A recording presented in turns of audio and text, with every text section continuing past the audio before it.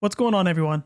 During Path of Exile's Ultimatum reveal, they shared with us that there are some major improvements coming to past content reward systems. They said that they had two primary goals when approaching these improvements. The first was to add and improve items so that all previous content felt relevant and meaningful to players. And the second goal was to make it so the best way to get those rewards was to do the content that those rewards were related to. There's quite a lot to talk about here, so let's just jump right in. Even though the boss fights introduced in Path of Exile's first expansion, The Sacrifice of the Vaal, still hold up today, the developers thought the rewards could use a buff. So Adziri's Splendor has been majorly improved with an added implicit that grants +1 to level of all Vaal skill gems that you currently have equipped. They've also added 2 new unique items to Adziri's drop pool and 2 more to Uber Adziri's. One of these items is Adziri's Rule, which grants the player immunity to stuns and reflected damage. It also grants the Queen's Demand skill, which alternates between level 20 Flames of Judgment and level 20 Storm of Judgment when used. Next, we are seeing some significant improvements coming to Ascendancy League systems. There have been major changes to how you collect your Labyrinth enchantments. Instead of being randomly presented with an enchant, every enchant will be shown to you in advance, so that you can make the choice that best suits your situation. In the Eternal Labyrinth, you will now be offered 3 different helmet enchantments to choose from, in addition to the boots and gloves. In Ultimatum, GGG is going to stop giving out unique jewels for each day's fastest Labyrinth runs, and they have added these jewels as very rare drops that you can find in the Labyrinth's treasure room. And another gigantic improvement to Labyrinth-related content is the ability to use Offering to the Goddess in your map device to open a set of portals to a random lab trial. This should make it much easier for players to unlock their Uber lab trial. They've also added 2 new Labyrinth-specific unique items, one of them being the Scales of Justice shield. This shield rewards players who can carefully balance their life and mana, giving them immunity to shock and ignite and added fire damage. As a huge solo Self-Found fan, the Ascendancy buffs are some of my favorite changes coming to the Ultimatum League. Khadira Parandis will now have a much bigger pool of unique item rewards, and all sources of Parandis coins have been rebalanced, so that doing Parandis-related content is the best place to get them from. Apparently there was a harvest craft that destroyed the Parandis economy, so that will also be fixed as well. It will be interesting to see if these changes will lure more players into engaging with Parandis content. Essences have had a numerical pass and are stronger than they were before. Screaming Essences can now be used to reroll rare items, and the 4 different corrupted Essences have had some of their lackluster outcomes buffed or completely replaced. Now the only way to get the top tier Essences is through Remnants of Corruption, which can only be obtained from Essence content. Blessings, which are typically used to upgrade Breach uniques, can now be used to upgrade Breach stones as well. Not a ton of changes to Breach, but still pretty cool nonetheless. Abyss jewels have been retuned and are generally speaking more powerful than their out-of-date counterparts. Abyss chests have also been buffed to ensure that they are the best place to find these newly rebalanced jewels. They've also introduced Abyss Scarabs and have added 4 unique Abyss jewels, one of which is Tekrod's Gaze, that increases main hand crit chance and offhand crit multiplier for every murderous eye jewel affecting your character. Another one of these jewels shared with us was Ulaman's Gaze. This unique jewel adds a 4% chance to projectiles to chain when colliding with terrain per searching eye jewel affecting you, up to a maximum of 20%. All of the new unique jewels have a chance to drop from any of the encounters at the end of Abyssal Depths, and these same encounters are now the best way to get a Stygian Vise belt. In Bestiary, there have been a few new Beastcrafts added, like the add a mod to a rare map craft and the add a mod to an influenced item. The developers have changed the way some of the existing Beastcrafts work, so that players at the top end of the game are less dependent on finding certain crafts. Now when using the Beastcraft splitting recipe, both copies of the item are marked as split. This change stops the items from being split again, and you can't imprint split items.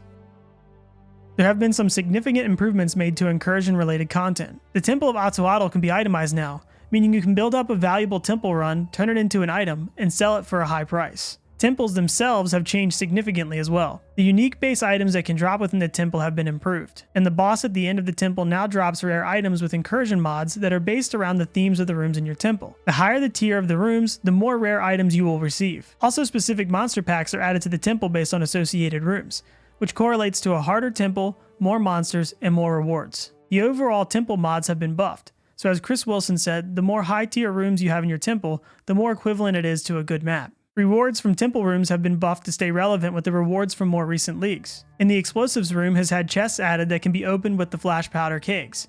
So if you find yourself in a situation with extra kegs, you can use them for a chance to gain more rewards. Delve has finally received a big buff to the rewards at early depths and a nerf to the quantity of high tier rewards found at extremely deep depths. This makes Delve more appealing to the average player and less rewarding for the handful of players who venture to very deep levels. Killing Katarina, the mastermind of the Immortal Syndicate, will now yield players significantly more rewards. All of the Syndicate members at the end of the encounter drop their rewards one tier higher than before. This means that rewards can be dropped at a new 4th tier. These tier 4 rewards are approximately twice as good as tier 3 ones. Some rewards that the developers thought weren't as interesting or valuable as some of the others have been improved. And in certain cases where they thought some rewards were too powerful, they have been moved to tier 4 instead of being nerfed. There has also been a new unique item added to Katarina's loot table, the Cane of Kulamak. It's similar to Paradoxica in that it has 3 veiled modifiers. These modifiers receive a % increase to whatever modifiers are unveiled on the item. Veiled mods have also been changed. Players will still have 3 options when unveiling a mod, but they will be the most powerful version of that mod. When you select a mod, the powerful version will be put onto the item, and you will unlock the normal version for crafting. The progress at which you unlock veiled crafting mods has also been slightly buffed, and some existing powerful modifiers are only accessible at their original power through unveiling an item, and their crafted versions have been nerfed. A new currency orb is also coming with these betrayal updates. The Veiled Chaos Orb reforges a rare item with new random modifiers, and also adds a Veiled modifier. The currency can drop anywhere in the game, but the best way to obtain them is from Aisling and Betrayal safe houses. There have been 3 new Incubators added for Blight, Delirium, and Metamorph, and other Incubator rewards have been buffed. In Blighted Maps, the loot from chests is now affected by some of the map's item quantity. Anointments to Blighted Maps have been reworked and rebalanced, gaining an increase in rewards with higher tier oils. Chris emphasized here that these are entirely buffs because of the nerf that was already done last league. Blighted Scarabs have been added into the game as well. You can also corrupt Blighted Maps now. In these maps, you can obtain the new and very rare Tainted Oil. This oil allows you to apply anointments to corrupted items. Because of the addition of this oil, the buffs we saw to talismans in the Ritual League have been removed to avoid making them too powerful.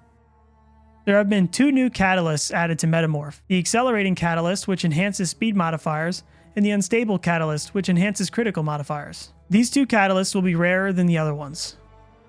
As many people already know, harvest crafts will be nerfed. They are also decreasing the number of crafts that you will be receiving, but players will be coming across portals of the Grove 60% more often than they did before to compensate. Some of the powerful crafting options have been changed or removed entirely, and the Heart of the Grove encounter is now a map fragment that can drop from tier 4 harvest bosses, instead of just replacing the entire grove when found. This comes as no surprise, but the Ritual League will be added to the core game with a chance to spawn in every map you enter. It's also been added to the Atlas passive skill trees and also has league-related sextant mods.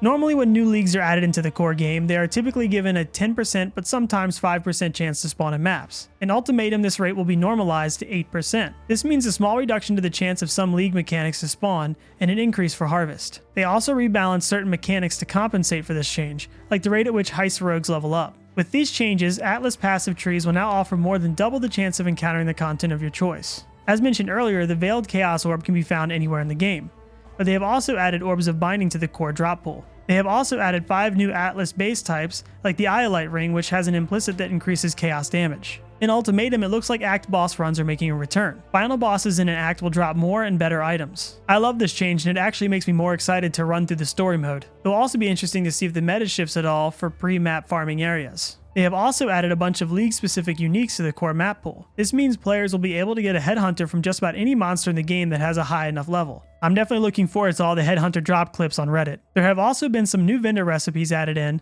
but we have no specifics on what they are yet. A new type of reliquary key has been added into the core loot pool, the Vol Reliquary Key, and it can drop from any monster or chest in the game. When used in the map device, it takes you to an area with one chest that drops a special foil version of a Vol-themed unique item. And that about wraps it up. I don't know about you guys, but all these changes has me super excited for this upcoming league. Make sure to keep an eye out for more Path of Exile videos from me in the near future.